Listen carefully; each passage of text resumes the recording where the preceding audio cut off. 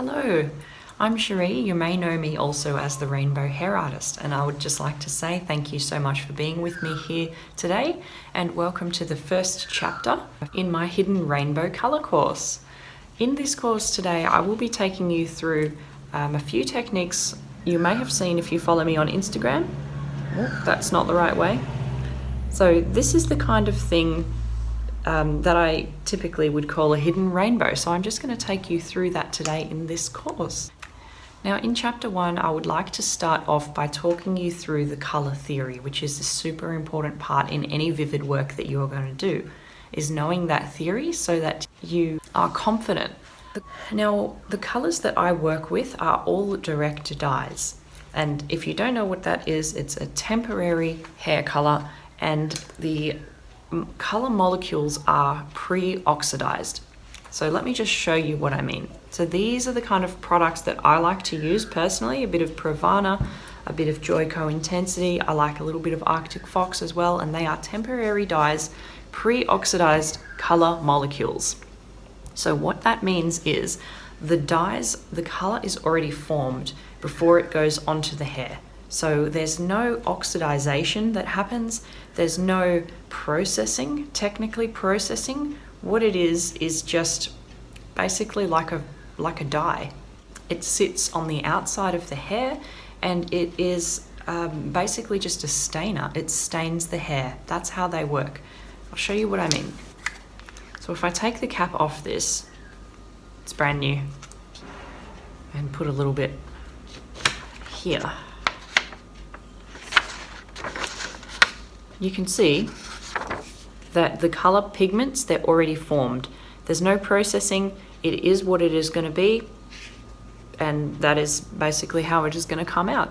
Well, depending on what kind of canvas you put it on, but we will get into that shortly as well. So I hope you're kind of clear on what I mean when I say direct dye. So no processing, it's just it just goes on and it stains the hair, and it is the colour that it's going to be. They are very similar to conditioners. If you were to compare the ingredients in this, on the back of this bottle, to a bottle of conditioner, they would actually be very, very similar. So the great thing about working with direct dyes is that they are not damaging in any way. In fact, they're quite conditioning. And because they don't process and oxidize, well, you may have seen a lot of people making color bombs. So that's what you can do with these. If you wanted to send your Vivid client home with a colour bomb, all you would need to do is add a little bit of your colour, whatever you wanted, so long as it's a direct dye, because they're not active, they don't process, we know that. Add a little bit of that into their bottle of conditioner, and that way every time they were to use it, they would get a little bit of that colour pigment, which would help them maintain their vivid hair colour. So a clever little tip for you, and you can do that in pretty much any brand, so long as it's a direct dye and the conditioner is white. It is very important that you know what you are using though. I will stress that. I use lots of different brands. I don't have a go-to brand that I like to use in particular, because I find that some shades are really, really nice and I love them, and then others are not so great. So I like to pick and choose the best of everything. And I just find that that works for me. So definitely don't be afraid to intermix different brands if you want to, so long as you know what you're using. So what I mean by that is do your research, make sure that they are compatible. I am aware now that there are new, like hybrid kind of direct dyes that are out that are able to be mixed, like intermixed with peroxide as well. That is something different, and that is not what I'm talking to you today about. All we are talking about today is the direct dyes, just a true semi-permanent direct dye. How do they work? They work by basically staining the hair. It is a stain. That is why every time you wash your hair, a layer of that stain gets removed. Every time you wash your hair, you will notice that it will be a slightly different shade, and that is normal. That is how they work. And it's good to explain that to your client as well, that they know that that's normal and you're setting realistic expectations for them. I want to just explain to you where exactly they sit on the hair, because I find that that can confuse people a little. So I have actually gone and printed out a diagram and even drawn. So here is my little diagram. Right. So the first one is just a normal strand of hair, obviously under a microfine glass. So you can see we have got the cuticle, which is all these little Christmas tree-like leaves kind of on the outside of the hair. So that is the cuticle. And the inside you have the medulla, and in the middle you have the cortex. So different hair dyes are going to sit in different places of the hair. So what we're talking about today, direct dyes, they only sit on the outside. The color molecules are actually too large to penetrate deeper into the hair. So there is no way that they are going to get into those deeper layers. They are just on the outside. Now all the cuticle, you can notice they're all kind of shut. So this is a relatively healthy strand of hair. These dyes really like damaged hair. Because the more damaged hair, like if we look over here to our bleached diagram, the cuticle is way more open. Not that the color goes inside the hair, but being that the cuticle is open, we have more gaps. So the dye still sits technically on the outside of the hair, but see how I've just colored this in with a texture? So let me just do another one just to compare, so you can really get what I'm trying to say.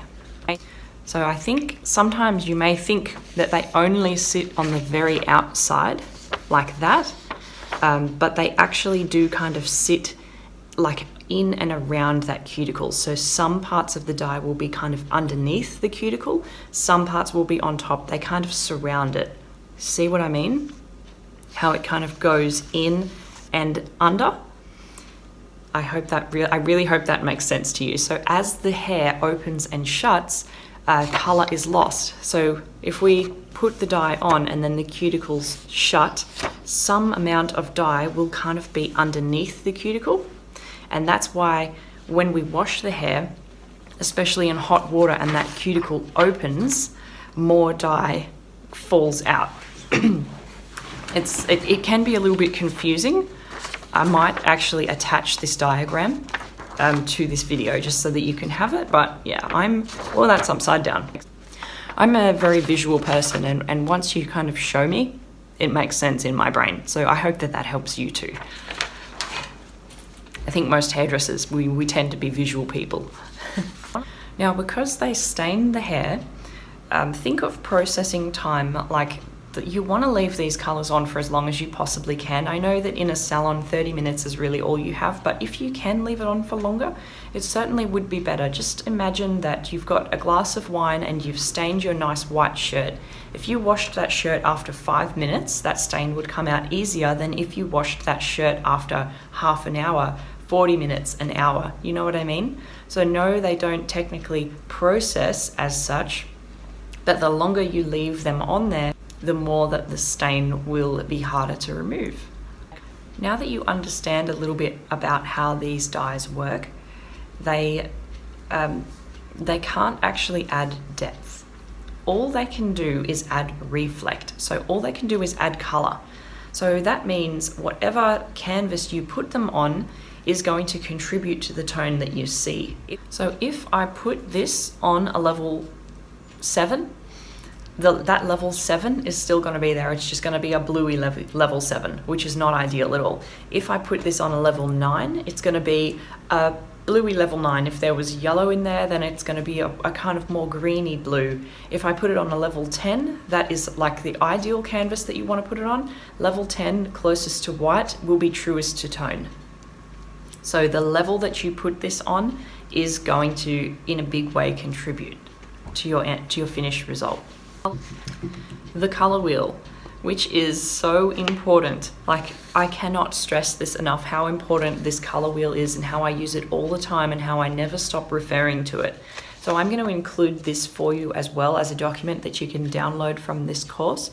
This color wheel in particular is my favorite because I love how it shows you that there are so many different shades of the same color. For example, look at how many different tones of pink I've got. And when a customer says to you, I want pink, pink is such a wide, like, broad term, and it's important to understand what kind of pink they want. So, we could have a more like purpley kind of pink, or we could have a more corally kind of pink. This is what I would call like a hot pink, which is more like a reddy kind of pink. And this is more like a a fairy floss kind of pink, you know? It's got that like purple to it.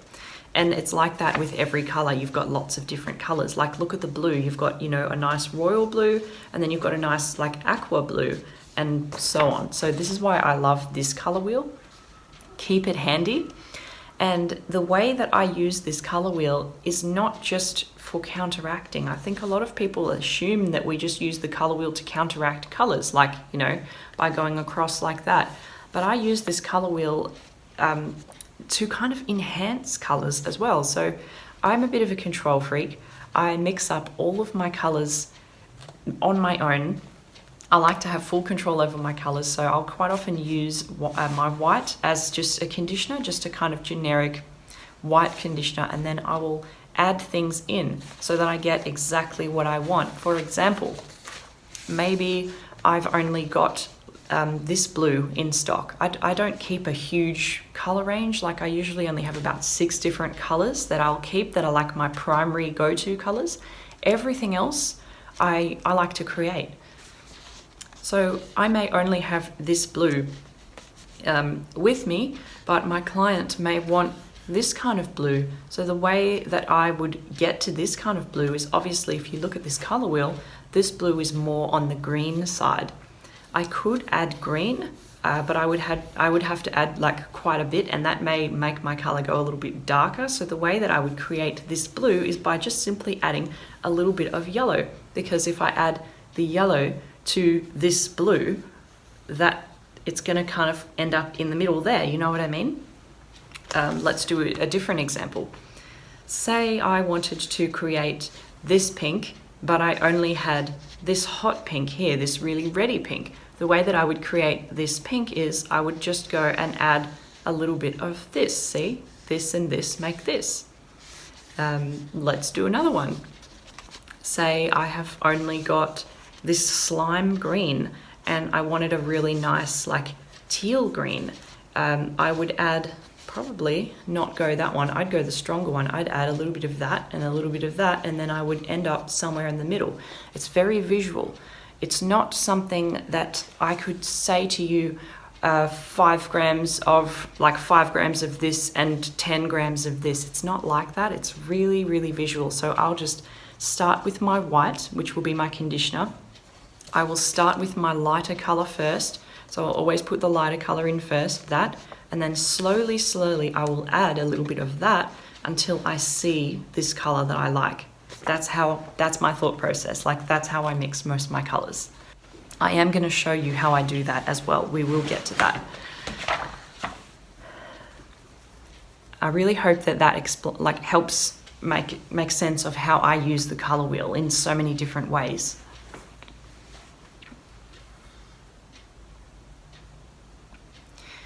Now, something I want to bring up is, and I think it's to do with the way that I mix up all my colors, and the reason that I like to have creative control, what I like to say, over my colors is because I don't trust the manufacturer. It's really good to know what you're using and be experienced in what you're using. I've been fooled before, and I just want to show you. Now, I want to say I love this brand, but it is like any other brand in the fact that some colors are great and some colors are not that great. And I just want to show you an example of what can happen when you're not familiar with what you're using and you're just relying on them, like relying on the manufacturer. The manufacturer has not always got your back. This is what happened to me. I was out of pink and I went in to get my usual pink, which is hot pink that I love from Joico Intensity. They did not have hot pink. They did have pink. Okay, so not hot pink, pink. How similar do these colors look to you? Very, very similar. I want to show you what they actually look like on paper.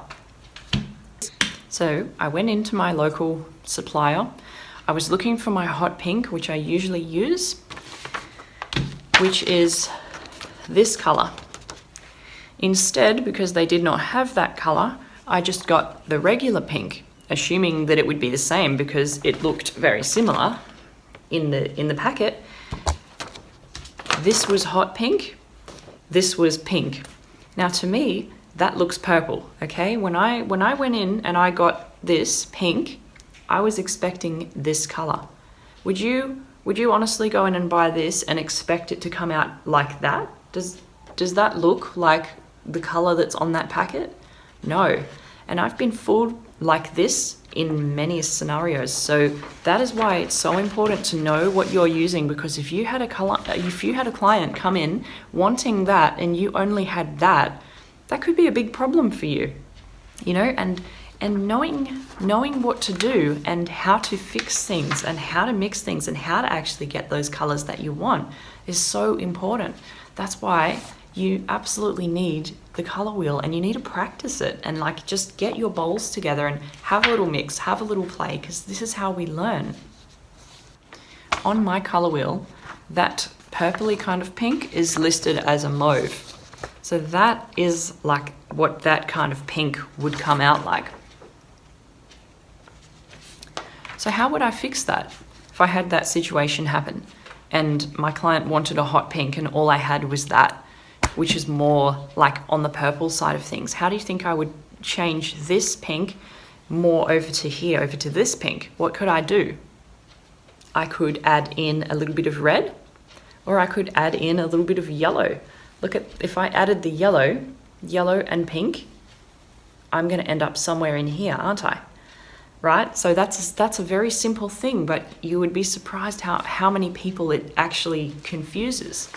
There's nothing wrong with that. It just means come back here and practice, and don't ever think that you're too good for the color wheel. No one, no matter how experienced they are, is too good to just come and have a look at this color wheel, okay?